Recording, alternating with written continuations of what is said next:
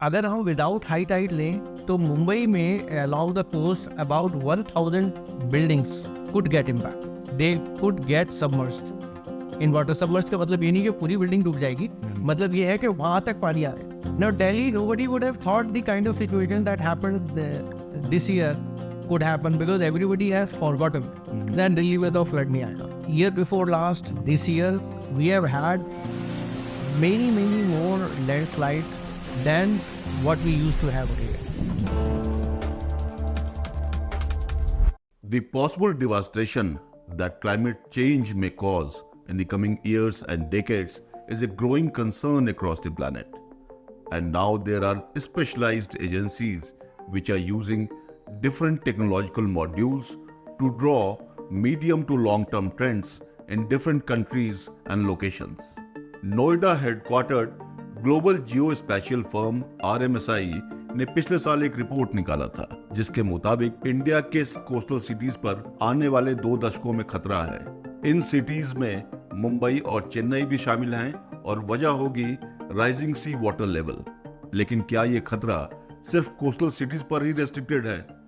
आइए बात करते हैं श्री पुष्पेंद्र जौहरी से, जो कि RMSI के सीनियर वाइस प्रेसिडेंट हैं. पुष्पेंद्र जी, हम उस रिपोर्ट के बारे में बात कर रहे हैं उसके पहले मैं एक चीज़ समझना चाहूँगा. ये आपकी कंपनीज का अगर बेसिक कैरेक्टर मैं देखूँ या आपकी एजेंसी का मैं बेसिक कैरेक्टर देखूँ तो इसको जियो स्पेशल एजेंसी कहा जाता है. क्या मतलब होता है इसका? जियो स्पेशल का मतलब ये है कि पूरी अर्थ पे कहीं पे कोई भी चीज़ है उसको हम पहले तो टैग कर सकेंगे वो अर्थ पे एग्जैक्टली कहाँ है जी. और अगर हम कोई भी एनालिटिक्स कर रहे हैं तो भी हम उसे टैग कर सकें कि ये एनालिटिक्स अर्थ पे कहाँ हो रही है. और उन चीज़ों को अर्थ के से रिलेटेड जितने भी पैरामीटर्स हैं, चाहे वो जब हम क्लाइमेट चेंज की तरफ जाते हैं तो climate is also, weather is also related to earth, plus अगर हम जियोलॉजी की तरफ जाए तो that is also related to earth.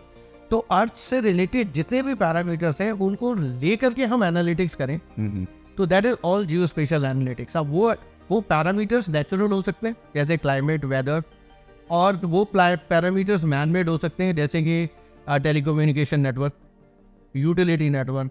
So everything, all kind of analytics that is being done keeping the location specificity on the ground in mind is all geospatial analytics. Okay.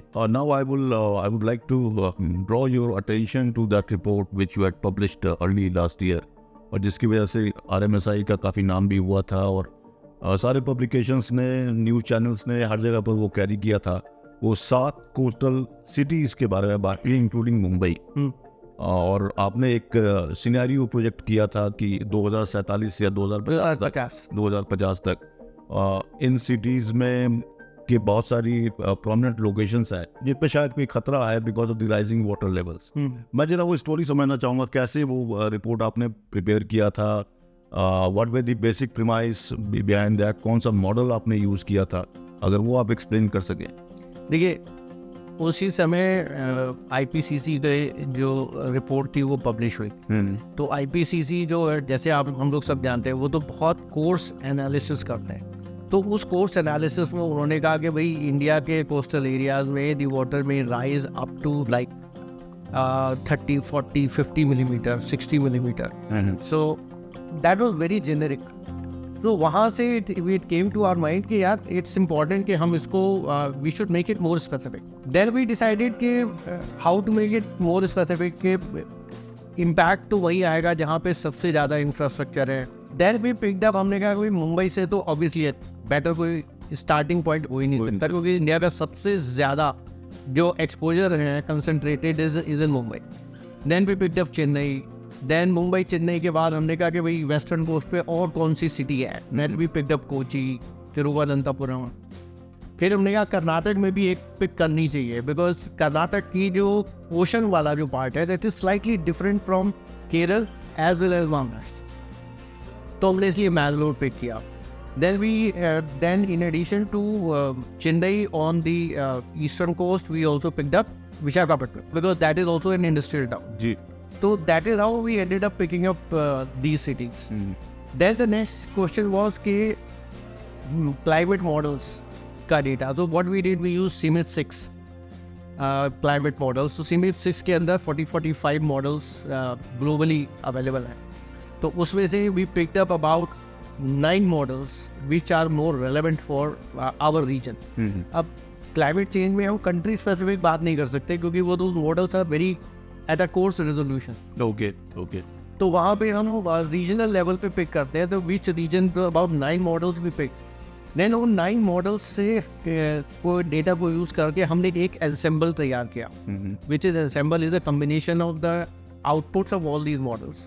And then उस models उसको लेकर के फिर हमने देखा कि भाई इनका कंबाइंड इम्पैक्ट जो है वो क्या प्रोजेक्शन आ रही है। फिर उसके ऊपर हमने बैथिमेट्री क्या की डिटेल्स लगाई, जो टोपोग्राफी है वो लगाया, और फिर हमने स्प्रेड आउट किया कि वाटर जो है वो कोस्ट पे किस तरह से जाएगा, एंड देन कोस्ट पे आने के बाद फिर इनलैंड के किस तरह से पेनिट्रेट करेगा। तो टोपोग्राफी ने हमें इनलैंड पेनिट्रेशन में हेल्प करी, और बैथिमेट्री विच इज बेसिकली जैसे हम bathymetry is the topography of the ocean, तो समझ लें। तो इस वजह से क्या होता है, सेम सी लेवल राइज पे अलग अलग जगह पे अलग अलग इम्पैक्ट आएगा, जस्ट बिकॉज के जो बैथिमेट्री है वो अलग अलग है। हमारे दो जो मेजर स्पेसिफिक जो मेट्रोज आपने कवर किया है, एक मुंबई दूसरा चेन्नई, मैं दोनों के बारे में थोड़ा आपसे समझना चाहूँगा, क्या स्पेसिफिक असर उन पर पड़ने जा रहा है? इस ट्रेंड में भी दो एस्पेक्ट्स हैं जो हमने प्रोजेक्ट करे थे। एक होता है विदाउट हाई टाइड, एक होता है with high tide. High tides में ऑटोमेटिकली नियरली 1 मीटर तक वाटर राइज कर जाता है, कभी कभी उससे भी ज़्यादा करता है। तो अगर हम विदाउट हाई टाइड लें तो मुंबई में along the coast about 1000 buildings could get impact, they could get submerged in water. Submerge का मतलब ये नहीं कि पूरी बिल्डिंग डूब जाएगी, मतलब ये है कि वहां तक पानी आ रहा है। अब कहीं पे हो सकता है थोड़ा सा आए, कहीं पे थोड़ा ज्यादा भी आ जाए, डिपेंडिंग अपॉन कि उस पर्टिकुलर पॉइंट पे टोपोग्राफी कैसी है या उस बिल्डिंग का लेआउट कैसा है। दोनों में अलग अलग फर्क पड़ता है। तो प्लस अगर हम मुंबई में देखें तो उस समय जब हमने किया था, मेरीन ड्राइव काफ़ी रिस्क पे था। मेरीन ड्राइव से अगर हम फर्दर आगे चले, नेकलेस को क्रॉस करते हुए अगर हम दूसरी साइड पे जाए तो Haji Ali was at risk, Priyadarshini park was at risk, जहाँ पे वर्ली वाला जंक्शन है that entire area was at risk. तो ये सारे areas were at risk. Then अगर हम उसके आगे फर्दर जाए तो जहाँ पे सीलिंग लैंड करती है और वेस्टर्न एक्सप्रेसवे से ज्वाइन करती है बांद्रा के पास, तो there were certain areas even in Bandra. हालांकि स्टार्ट में तो हमें लगेगा कि Bandra is at a high level, but जैसे जैसे आप आगे बढ़ते हैं बांद्रा से तो there the land level keeps going down. तो वहाँ पे पीछे के जो कुछ एरियाज है वहाँ पे भी इम्पैक्ट इसका है। तो ये तो स्टोरी हो गई मुंबई की। And then of course if we come toward this side तो आपका जो जवाहरलाल नेहरू पोर्ट ट्रस्ट है, even that is potentially at risk.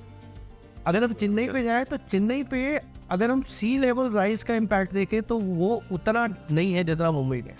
और मुंबई तो हमने हमारी एनालिसिस के हिसाब से चेन्नई में we were expecting about 50-55 buildings could potentially be at risk because of that. उसमें से जितनी भी and bulk is on the coast.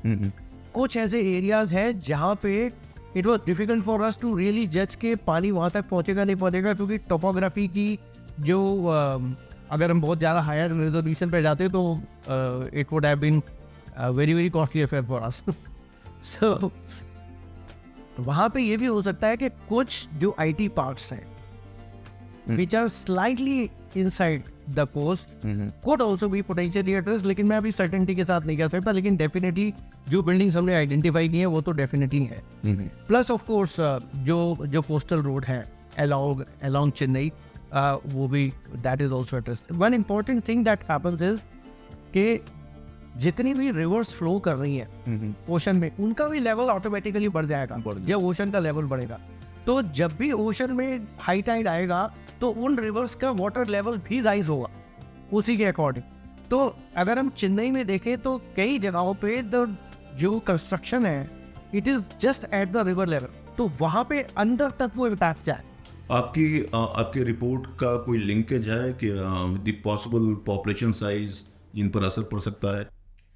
हमने पॉपुलेशन को तो कंसीडर नहीं किया, लेकिन मैं ये कह सकता हूँ जैसे मुंबई में हमने 1000 बिल्डिंग्स का एस्टिमेट लगाया, तो about 67% of those buildings were residential. Okay. तो अगर हम as a plain simple multiplication भी लगाए कि पर बिल्डिंग, लेकिन bulk of the buildings are multi storey, तो जो ऊपर रहते हैं, अब अगर वाटर को कंट्रोल कर दिया जाए तो किसी पे कोई असर नहीं है, लेकिन अगर वो बिल्डिंग का नीचे पानी है तो फिर तो चाहे ऊपर हो नीचे हो, you can't really move around, life is not easy for you. So depending upon the number of people, 3 to, अगर हम on an average 4 story structure लेकर के चलें और उसको 8 से मल्टीप्लाई कर दें ऑफ अबाउट 600 ऑड बिल्डिंग्स, तो this is the number of people that could potentially be impacted. मतलब this is just the residential side of it, but commercial में तो it's more the commercial structures that would get impacted. Hopefully they will move their businesses out of those areas. So फिर at the end of the day कुछ ज़्यादा impact बाद में नहीं होगा, लेकिन commercial establishments को impact बहुत ज़्यादा होगा if they have to move out of those areas, because जहाँ पे उन्होंने South Bombay is the costliest part, वहाँ पे उन्होंने प्रॉपर्टी ले रखी है, तो obviously जिसने खरीद रखी है उसके लिए बहुत बड़ा लॉस है। जो रेंट पे है उसको फ़ायदा है, क्योंकि वो जहाँ भी मूव करेगा उससे सस्ती मिलेगी। The locations which you picked up in your report, it's basically those locations that are also happen to be the hubs of Indian sea trade. You've got major ports in the east coast. You've got major ports in the west coast. How they are going to get affected? Yeah, ports are also going to get impacted, क्योंकि होगा क्या कि even though ports के around जेटीज बनी होती हैं, लेकिन जेटीज में भी एंट्री पॉइंट्स होते हैं।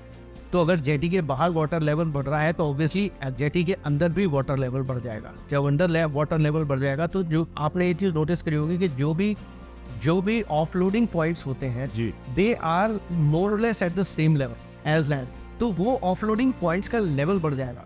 अब डिपेंडिंग अपॉन कहाँ पे कितना लेवल बढ़ता है, the port might lose some area, some land because of that.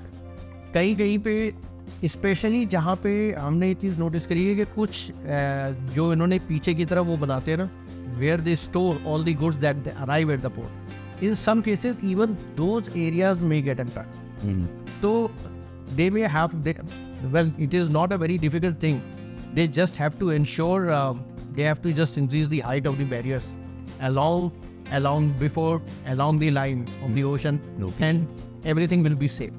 So इतने बड़े costly airports हैं, the cost of creating that wall is peanuts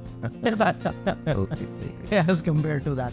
But ये है कि टाइमली कर ले तो they will not lose, because होगा क्या, ऐसा नहीं होता कि धीरे धीरे करके आपको पता लगेगा। What will happen is कि सडनली किसी दिन हाई टाइड जब 1-1.5 मीटर पे जाएगा ना तो पानी अंदर आएगा, you will not notice it, लेकिन सडनली वो अंदर आना शुरू हो जाएगा, देन यू विल रियलाइज अरे ये क्या हो गया। क्या डिबेट इस पे कोई शुरू हुआ है, कोई किसी तरीके का एक्शन आपने कहीं नोटिस किया इन 7 लोकेशंस पर? देखिए अब एक्शन तो हो ही रहा है धीरे धीरे कर करके। कितना हमारी रिपोर्ट से ड्रिवन है ये मेरे लिए जज करना थोड़ा सा मुश्किल है लेकिन ये है कि I am seeing some action happening. जैसे फॉर एग्जांपल जो कई स्टेट्स में मैनग्रोव फार्मिंग प्रोजेक्ट्स स्टार्ट हुए, और सिमिलरली कोस्टल स्ट्रेचेस जो हैं गुजरात के, उड़ीसा के और वेस्ट बंगाल के कुछ कोस्टल स्ट्रेचेस पे जो है कोस्टल इरोजन के भी प्रोजेक्ट्स स्टार्ट हुए, तो देयर वर्क इज मूविंग। और another good thing that I am seeing is everybody initially I got a lot of questions at that time about the coastal road project. Okay. उस समय it was just starting, so it was very difficult for me to comment कि उससे फायदा होगा कि नुकसान हो। लेकिन अभी मैं जो देख रहा हूँ कि a lot of areas, especially Haji Ali से लेकर के वर्ली तक इन्होंने लैंड रिक्लेम करी है। अच्छा। तो when they have reclaimed the land, the new reclaimed land is slightly higher than the previous one, high point. So which is a good thing. तो उसका एडवांटेज ये हो गया, एक तो एडिशनल लैंड आ गई, तो अगर पानी भरेगा भी आया भी ऊपर तो खाली वहीं तक आगे रह जाएगा, अंदर और फर्दर नहीं जाएगा। Then the other advantage is because as part of the reclamation they have increased the height slightly more than what it was earlier. So that will that is an advantage. And obviously ऐसा नहीं है कि सी level rise से 2 metre पानी का वो बढ़ रहा है. We are still talking about sub metre ocean rise. So फर्क सिर्फ इस बात से पड़ता है कि भले ही ओशन ने तो सब मीटर राइज किया है, लेकिन जो हाई टाइड होगा ना वो उसमें उसी लीनियरली नहीं इंक्रीज करेगा, वो नॉन लीनियरली इंक्रीज करेगा. ओके. तो अगर कहीं पे आज हाई टाइड 1 मीटर तक आता है तो वहाँ पे नेक्स्ट टाइम पे हाई टाइड होगा तो 1.25 मीटर से आएगा. Okay. I'm just giving you an example. I would just like to draw your attention to another issue altogether. I'm very curious to understand. I mean, the way you have extrapolated what could be the possible impact of rise in water levels to the coastal seas. आपने कुछ rivers के bank पर जो हमारी कुछ prominent cities हैं, उनको भी एग्जामिन किया है कि ये क्या ट्रेंड वहाँ पर होने वाला है? Yeah. In fact, that analysis we did after the Chennai flood in 2015. Mm-hmm. We picked up 10 specific cities and we analyzed what could be the potential impact of the rising river levels over a period of time in these cities. So obviously Chennai is it tops. No other city has as much risk as Chennai has. Okay. In terms of flood risk because of rivers overtopping. Mm-hmm. And simple primary reason. There was a time आज से 30-40 साल पहले जी. there used to be 100 water bodies in Chennai. Okay. आज की तारीख में वो 15-20 रह गए. Okay. अब there is no place for water to go. Where will it go? It goes into the river. Mm-hmm. And then bulk of it is all paved. So जो ground में जो seepage होता था वो भी नहीं होता. तो everything flows into the river and obviously the river water height will go. Mm-hmm. Now if this coincides with high tide, that's a big problem. Mm-hmm. क्योंकि अगर हाई टाइड होगा तो ऑटोमेटिकली रिवर की हाइट वैसे बढ़ जाएगी, plus उसमें और वाटर आ रहा है तो इम्पैक्ट बढ़ नहीं. तो Chennai is definitely at very very high risk. Mumbai also has a very decent high flood risk, but that is not because of the Mithi river. That is just because of flash flooding in Mumbai. क्योंकि मुंबई की problem क्या है कि Mumbai strong water drainage network is very old. Okay. And it is not capable of carrying the amount of water that is coming on the city now. So I think some study is going on right now to the municipality is thinking of how can they improve their storm water drainage network. कुछ एक TUI भी आई थी some time back जिसमें उन्होंने निकाला था कि they wanted to do an initial study to estimate कि what can be done. वो एक मेजर प्रॉब्लम है वहाँ पे. Now we talk about Delhi. So what just happened? Delhi and other northern cities in North India. In North India, yeah, that's why I'm coming to North India. Now Delhi, nobody would have thought the kind of situation that happened this year could happen because everybody has forgotten that Delhi में तो flood नहीं आया. But the whole reason was that water was being held in Haryana at that particular barrage. This time it was not possible for them to hold, so they had to release. The moment they released, we had the problem.